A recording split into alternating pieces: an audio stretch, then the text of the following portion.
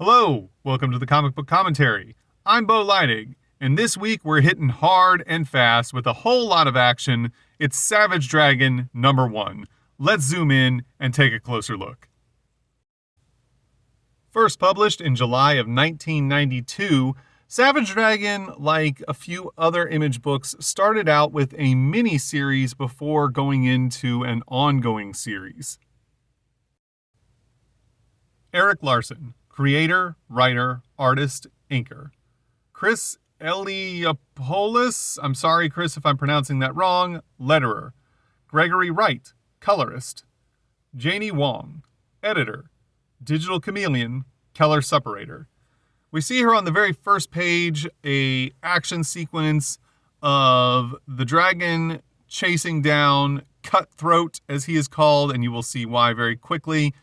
And this is where Savage Dragon separates itself from a lot of, if not all of, the other Image heroes, in that he is actually a Chicago police officer and not just a vigilante superhero like we see with other characters such as Spawn or the Max, or just about all of them, if we're being honest.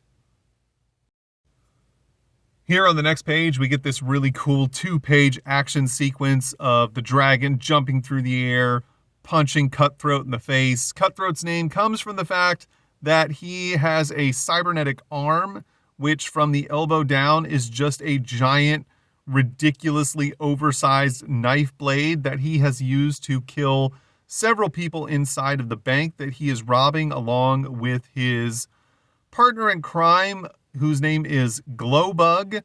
And the dragon, of course, has shown up in response to stop the robbery. In response, Cutthroat catches Dragon across the face with a slice. Then Glowbug tries to intervene and grab Dragon from behind. He quickly takes her out of the equation with a punch to the face. I can't remember what, if any, abilities Glowbug had. I can't remember if she has superpowers or not. She is next to naked running around, and Cutthroat is very upset about this. He comes back, kicks Dragon in the face, claims he's going to kill him. Dragon comes back, headbutts him in the face, lands a huge punch to the gut, sends Cutthroat flying across the bank. And again, it seems odd. I mean, it makes sense in the context of the story, but we have these ridiculously costumed supervillains. We see here Cutthroat has a giant cyber knife arm, and he's covered in knives, and he has an eye patch and a skull shoulder pad. Glowbug is dressed basically like a stripper, and they were planning on robbing this bank and just getting away with no one being able to identify them down the road. We then see Cutthroat smash into the wall as Dragon slowly approaches. Cutthroat is upset, taunting him, saying that he's not going to give up. There's nothing that Dragon can do to stop him. He's not afraid of him. He's going to take care of him, cut him up. And he keeps just running his mouth and asks Dragon what makes him think he's going to give up and turn himself in. And Dragon says, "Because I say so." And apparently the dragon is so intimidating, and to be fair, he is a giant, muscular, green dude with superpowers and super strength, that Cutthroat just decides that he's had enough and gives up. We then see Dragon walk the two of them out of the bank in handcuffs, all the reporters and the rest of the police force all cheering, and one of the police officers asks Dragon how he's doing, how was his day, and Dragon responds that he's had worse. We then see this flashback of Dragon in a giant ball of fire in an empty lot, and then he wakes up in a hospital being spoken to by Lieutenant Frank Darling. The lieutenant questions Dragon as to who he is, what his name is, where he's from, and Dragon doesn't have any memory of any of these things. And Frank Darling is somewhat puzzled by all of this, but he can see that it's quite upsetting for the dragon himself. We see here on the next page that Lieutenant Darling continues to question the dragon to try and find out more about his origins, and Dragon unfortunately doesn't seem to know very much. However, he discovers that the dragon, while he can't remember anything about himself as far as personal details, he can remember everything else about the world. For instance, he knows who the president is. In 92, it was George Bush. And he also remembers that William Frawley played Fred Mertz on I Love Lucy, and that the last time the Cubs won the World Series was in 1945, or at least at the time this book was published. That was the last time the Cubs won the World Series. And it doesn't seem to make any sense. On the next page here, we can see Super Patriot, who's the greatest creation of Erik Larsen's entire career, beating up some bad guys, but that's just a news report. As we can see Lieutenant Darling talking to his wife, explaining to her how it doesn't make any sense that Dragon has no memory of his personal life, but can remember everything else, and how the two of them are just talking, trying to figure out what they can do to help him out. And then Darling realizes what's being told on the television, that Super Patriot has been brutally attacked and suffered horrific wounds and injuries to his limbs, and that, one of the quote-unquote superheroes of Chicago has just been put out of commission, as they believe at this point, permanently, and he is very distraught and can't believe what he's seeing. We see her on the next page that this prompts Lieutenant Darling to go and talk to Savage Dragon himself, and actually asks if he'll join the police department, because, as he states, they're completely outgunned and outmatched by the mutants that are taking over the city and the supervillains. Dragon, however, decides to decline. We see here that he's content to try and figure out more about who he is in his new life. He now has an apartment and a job that Lieutenant Darling has helped him with. Dragon's currently working for his cousin Fred, and that Dragon's just not interested in joining the police force. He's got too much on his own plate of trying to figure out where he came from, who he was, what his past life was about, and who he plans on being in the future. We then see Lieutenant Darling return home, very upset at the fact that Dragon wouldn't take him up on the offer to join the police force. He actually believes that Dragon owes him. However, his wife is quick to point out that Dragon's in a very vulnerable state, and he's got to work through a lot of things in his own personal life. And she also tells Lieutenant Darling that he should be happy about the fact that Dragon is not like the other super beings that are living in Chicago, and not turning to a life of crime and going one-on-one against the police force and just doing as however they please. Lieutenant Darling seems to agree with her and just states that he's frustrated by the fact that the Chicago PD really just can't handle the rash of crime that's overtaking the city. And she is very understanding and realizes that they're just going to have to do their best to try and keep their city safe. Unfortunately for Dragon, though, he may not want to get involved with Chicago's crime problem, but Chicago's crime problem is not going to leave him alone. As we can see here, he's coming out of his makeshift apartment and overhearing a scuffle in the main office of the shipyard where he's working. As we can see, it is his boss, Fred, being accosted by Hardware and Skullface, and Dragon doesn't take too kindly to this, as he quickly grabs Hardware's hand, smashing the gun that's in his hand and also smashing his hand, and then blasting his face directly into a wall. Skullface is not taking too kindly to this and decides to go on the offensive. However, he is absolutely no match for the Dragon, as he basically just one punches him across the room. Skullface, realizing how incredibly powerful the dragon is, really starts to ask him what his deal is, why he's not turned to a life of crime, why he's not just taking whatever he wants, because he has the ability to do so, and that people with the kind of power that he has don't have to abide by the rules or follow the law.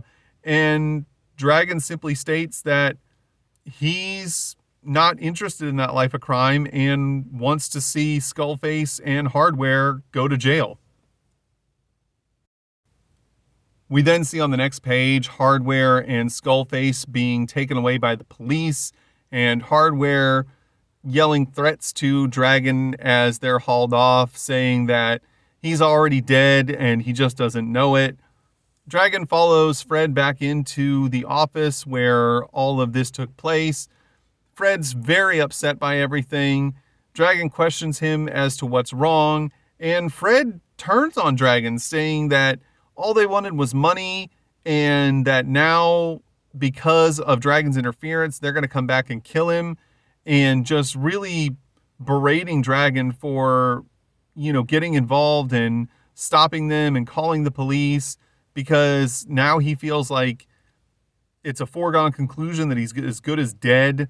And Dragon tells him to calm down and that no matter what, he's going to protect him. He swears it.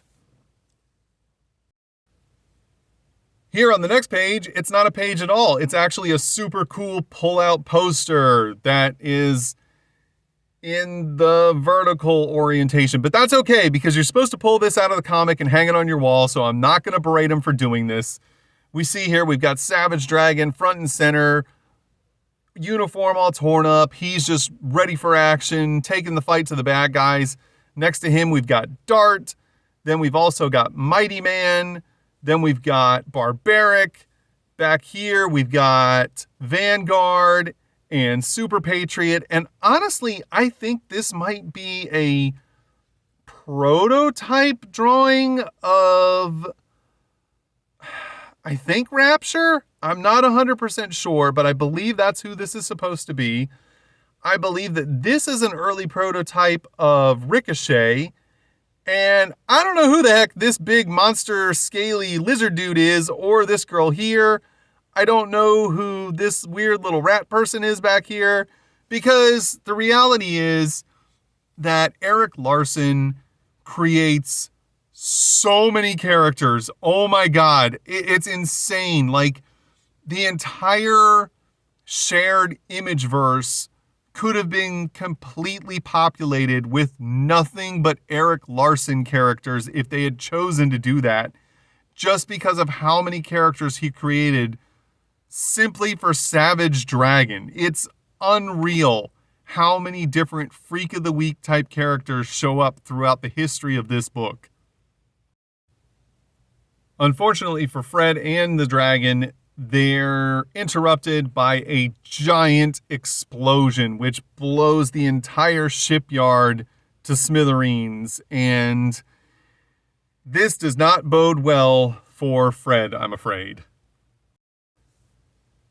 Here on the next page, we see the dragon standing in the fiery rubble as he walks out of the flame and collapses, not because he's injured. The Savage Dragon is actually impervious to fire and more than strong enough to withstand the explosion, but because he is overwhelmed with guilt because he just told Fred that he would protect him, and now his boss is dead because Dragon couldn't do anything to save him. We're then teleported to the living room of Lieutenant Darling, who is watching a news report and is just finding out about the death of Robert Berman, aka Mighty Man. Robert Berman was 67 years old. However, he could magically transform into Mighty Man, the world's mightiest man. And he was a dedicated superhero based out of Chicago, and after it was discovered who he was accosted and stabbed and recently just died in the hospital. There's then a knock at the door where Lieutenant Darling can't seem to figure out who's at his home so late, so he goes to the door to see what's going on. Of course, the disturbance at his door is none other than the Savage Dragon. Lieutenant Darling is startled by Dragon showing up at his door in the middle of the night because it's the middle of the night and Dragon is also completely naked. Dragon quickly informs him of what happened down at the shipyard and that his cousin Fred was killed in the explosion. Lieutenant Darling, not too upset about Fred being killed, but it could just be the fact that he's overwhelmed by the giant naked green dragon man in his living room. Dragon then informs Lieutenant Darling that he's going to take him up on his offer on joining the police force because, as he states, he doesn't have anything else to do now and that he's ready to get started and make a difference in Chicago. We're then teleported into the future at some point where we see a hailstorm of bullets smashing through a squad car. This police officer is jumping behind the car for cover, screaming that she needs backup, and she receives backup in the form of none other than the Savage Dragon. We see here on the next page that the officer quickly informs Dragon that there are a bunch of armed gunmen held up in the house and that they've got hostages. She then informs him that they've already killed some people, but then asks where he's going. He's going to his own cruiser to pull out the machine guns and ammo belt that he brought with him because apparently this is just standard issue firearms for the Chicago PD, which, given the state of Chicago, it probably should be, both in this comic book realm and potentially in the real world too. She then asks how he's got to get into the house and realizes that he's going to make his own entrance as he literally leaps 50 feet into the air and then crashes down through the roof of the home and catches all of the thugs off guard and tells them all to surrender and go outside with their hands up. Of course, they're not ready to comply with this order at all, as we're about to see. Dragon quickly goes on the offensive when he realizes that they're not going to surrender and just opens fire in a barrage of bullets and starts shooting all the guns out of the hands of all of the crooks that are held up in this house. Some return fire, but they're no match for Dragon as he quickly shoots the guns out of all of their hands too, taking them out. One of them shoots Dragon directly in the eye, which doesn't kill him, and he just shakes off as if nothing happened. He then quickly shoots that guy in the leg, keeps opening fire.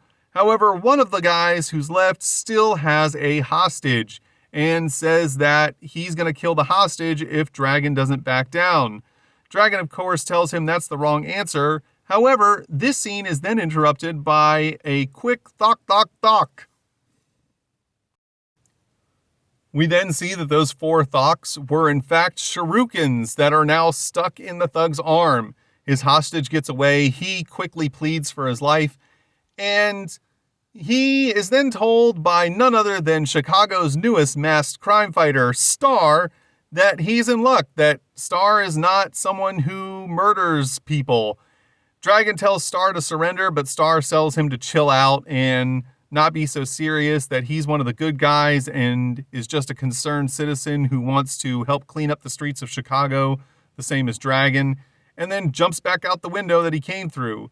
Dragon then, helps the hostage outside. He's then being interviewed later outside of the police station, saying that he's just a concerned citizen who wanted to do the right thing and do something about the crime that's plaguing Chicago.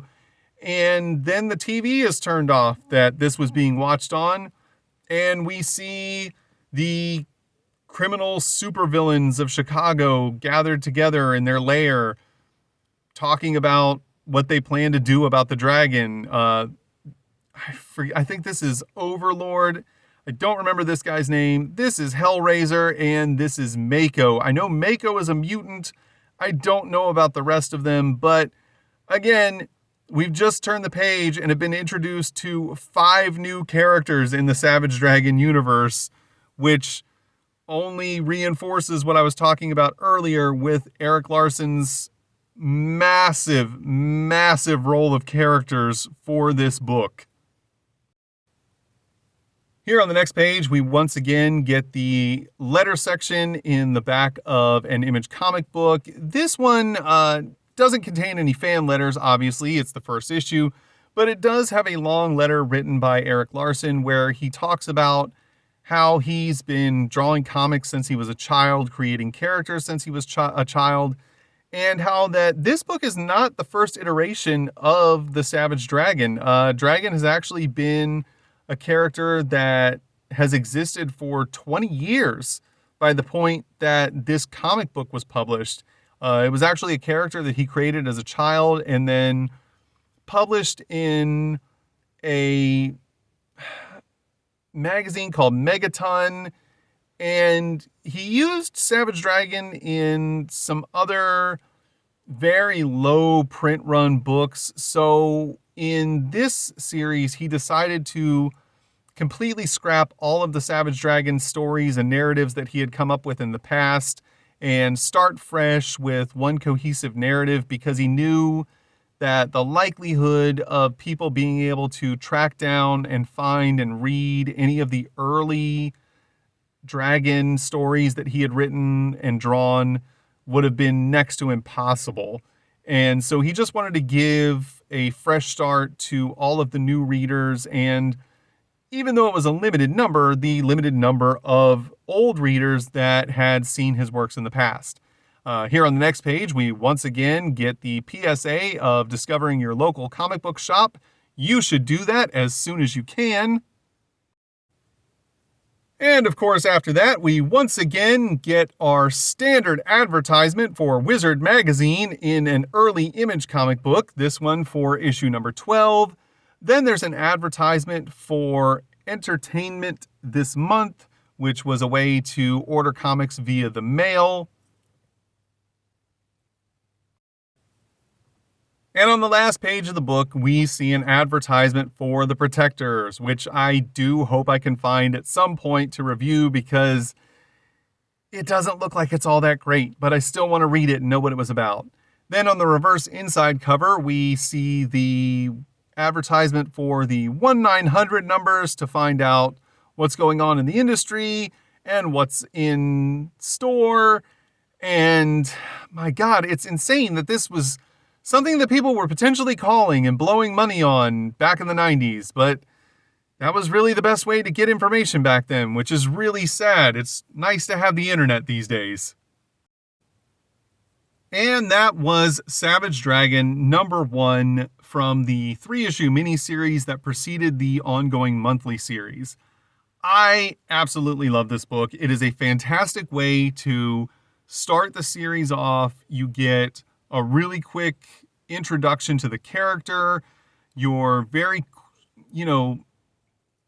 easily able to understand what the context of the story is, who the characters are, what the character motivation is for Dragon.